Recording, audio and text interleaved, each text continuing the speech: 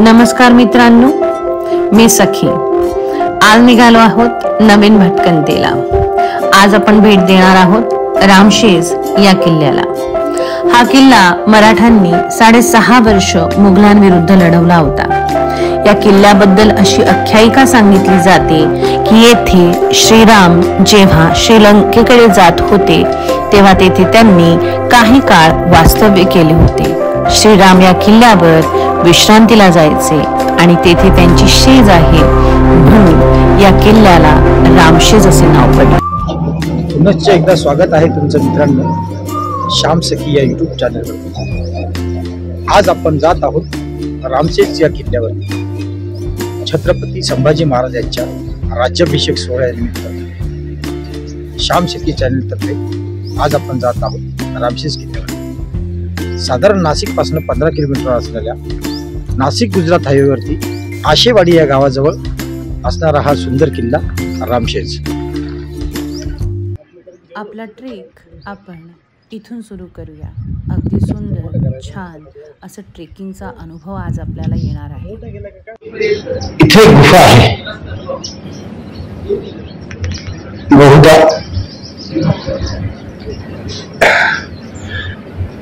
ती सैनिकांसाठीची देखरेखीसाठीची जागा असावी.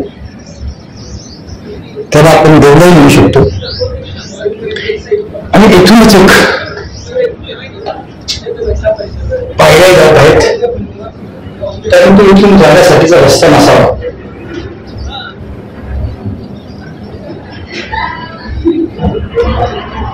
बघूया तो काय आहे. आपण वरती गेल्यानंतर याच्याविषयी बोलूया थोडस.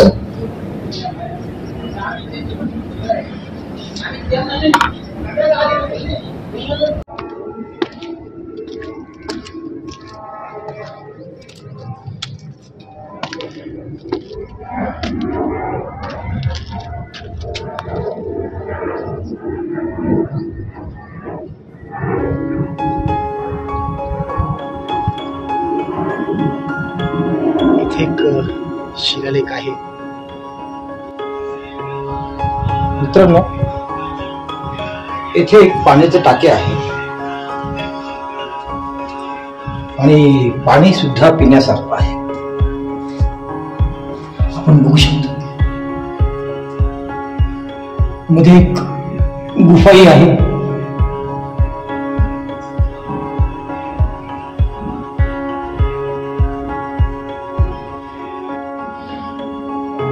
मित्रांनो, आता आपण पोहोचलो आहोत मुख्य प्रवेशद्वाराजवळ.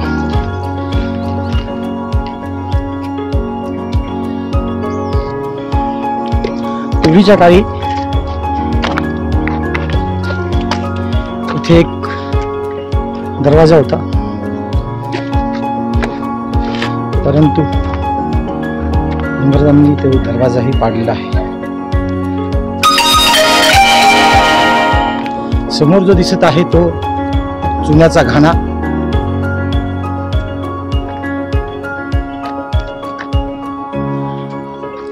आपण पोहोचलो आहोत आता किल्ल्याच्या मध्यवर्ती. धुक्यात हरवलेले नाशिक ही जी वास्तू बघत आहात, या वास्तूला बघून असं वाटते की येथे धान्य कोठार किंवा एक टेहाळणी बुरुज म्हणून या वास्तूचा आणि सैनिकांना राहण्याची व्यवस्था असावी असे वाटते. कारण या ठिकाणावरनं प्रदेशावरती नजर ठेवण्याचं कामही करता येत होतं. म्हणून हा टेहाळणी बुरुजही असू शकतो आणि धान्य कोठारही असू शकते. इतिहासात तशी काही नोंद नसल्या कारणाने निश्चित सांगता येत नाही. खूप सुंदर आहे सर रामशेज किल्ले. रामशेज सुंदर, अप्रतिम.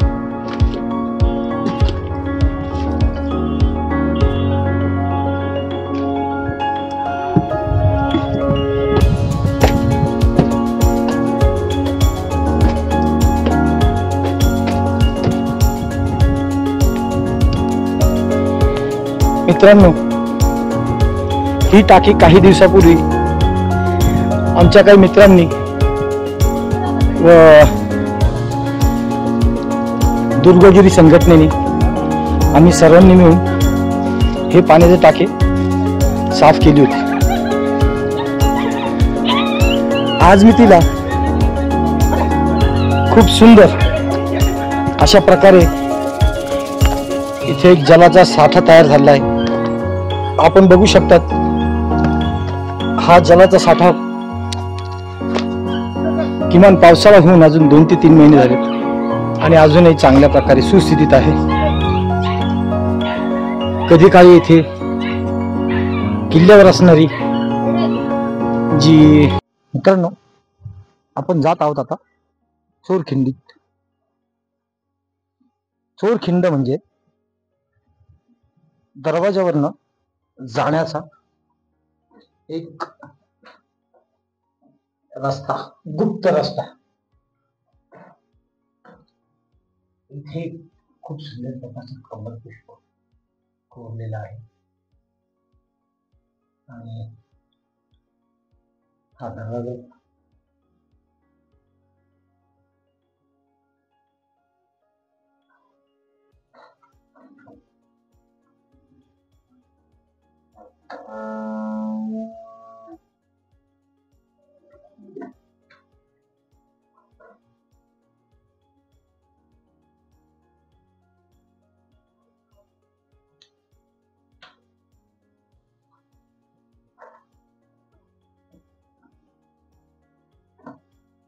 हा तो दरवाजा, हा तो रस्ता.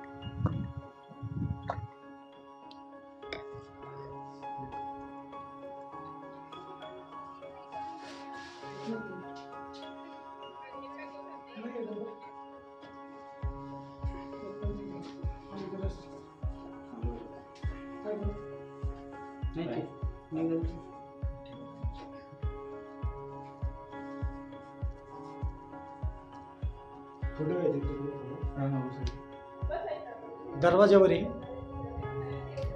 कमल पुष्पावरनं आणि वरखरणी आकारावरनं असं जाणीव होते की हे बहुधा किल्ल्याचे प्रवेशद्वार असावे. परंतु थोड्याच अंतरावरती इथे काही कातळामध्ये पायऱ्या कोरण्यात आलेल्या आहेत, ज्या तुम्हाला मी थोड्या वेळापूर्वी दाखवल्या होत्या की तिथे एक शिवलिंग आहे आणि हा फसवा मार्ग असू शकतो किंवा असावा.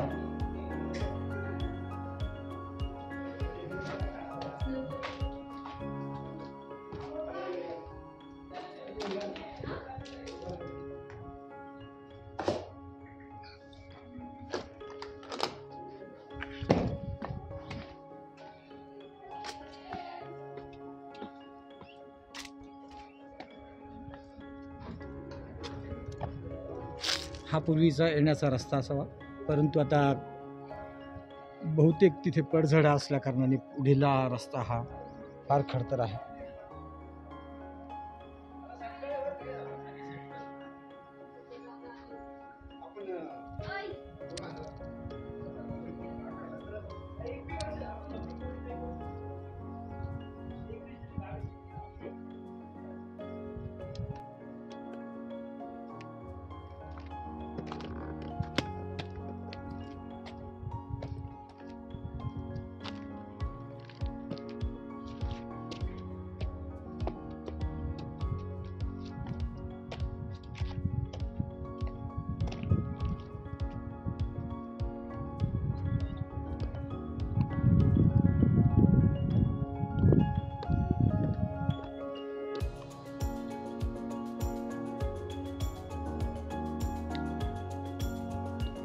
मित्रांनो, बहुधा हे जे मी दाखवत आहे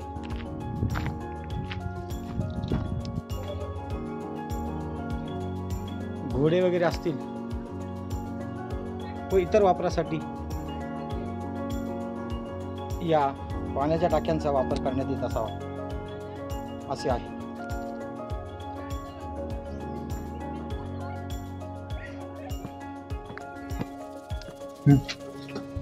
मित्रांनो, किल्ले रामशेज हा जसा ऐतिहासिक दृष्ट्या महत्वाचा आहे तसा पौराणिक दृष्ट्याही तो महत्वाचा आहे. पौराणाप्रमाणे प्रभू श्रीराम काही काळ येथे वास्तव्यास होते असं पौराणिक दृष्ट्या समजण्यात येत आहे.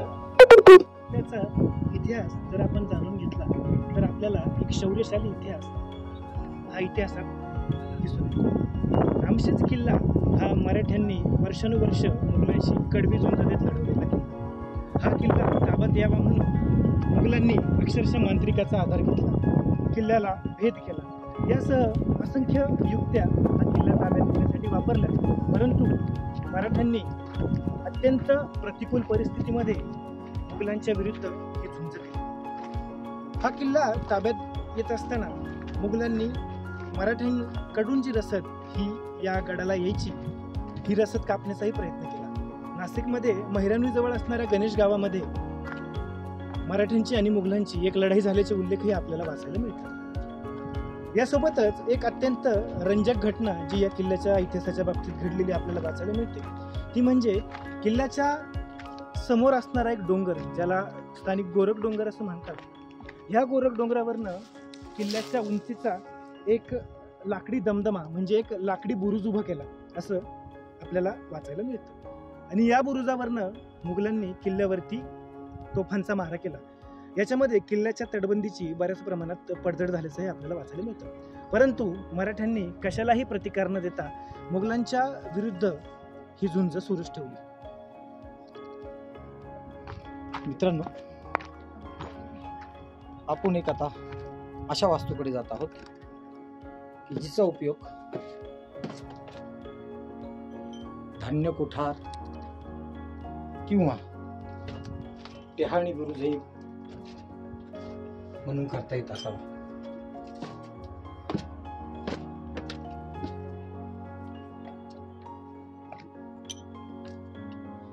या टहाणी बुरुजावरून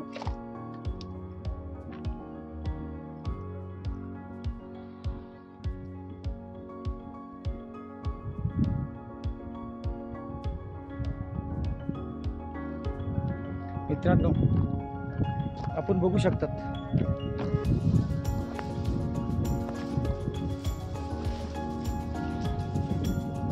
अजूनही धुकं व्यवस्थित आहे किंवा खूप आहे, पण या धुकातही एक नागमोडी व्यवस्था, एक नागमोडी वाट ही नाशिक शहराकडे घेऊन जाणारी आहे.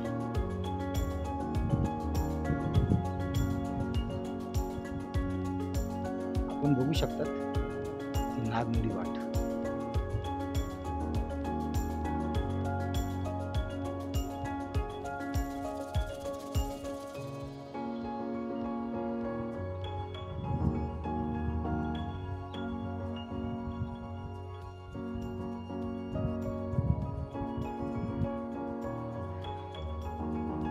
मित्रांनो, समोर जे दिसत आहे ते देहरगडचं आहे. हाकेच्या अंतरावरती असणारा देहरगड.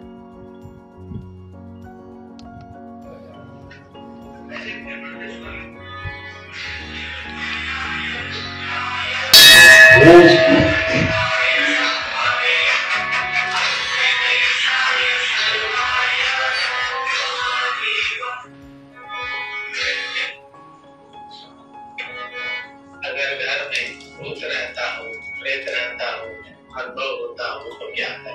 ये बहुत ही प्रभावशाली मंत्र है नरसिंह भगवान का. इस मंत्र को 12 बार बोलना है, तो उसके लिए थोड़ा सा जल एक गिलास में ले लीजिए और 12 बार ओम नमो भगवते नरसिंहाय, ओम नमो भगवते नरसिंहाय. बात बोल करके फिर उस विचारों को घर में छिड़क देंगे। सब देखेंगे कुछ ही दिनों में बहुत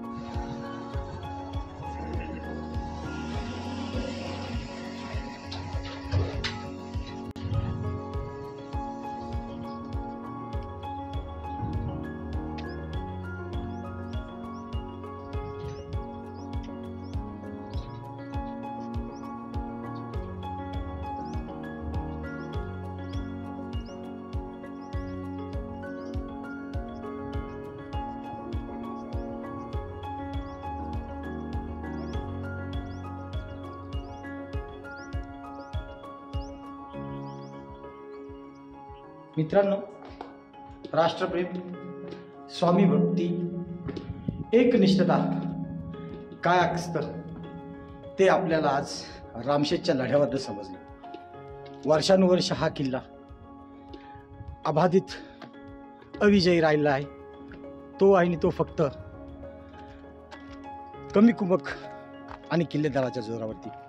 अशा या किल्लेदाराला सखी आणि श्यामकडनं मानाचा मुजरा। तर मित्रांनो, वेळ आली आहे निरोप घेण्याची। आजचा आमचा हा ब्लॉग आपण इथेच थांबवत आहोत। तर पुन्हा भेटूयाच आपण लवकरच पुढील ब्लॉगमध्ये। तोपर्यंत नमस्कार, जय महाराष्ट्र। आमच्या या ब्लॉगला लाईक करा, सबस्क्राईब करा आणि कमेंट करा। धन्यवाद। जय शिवराय।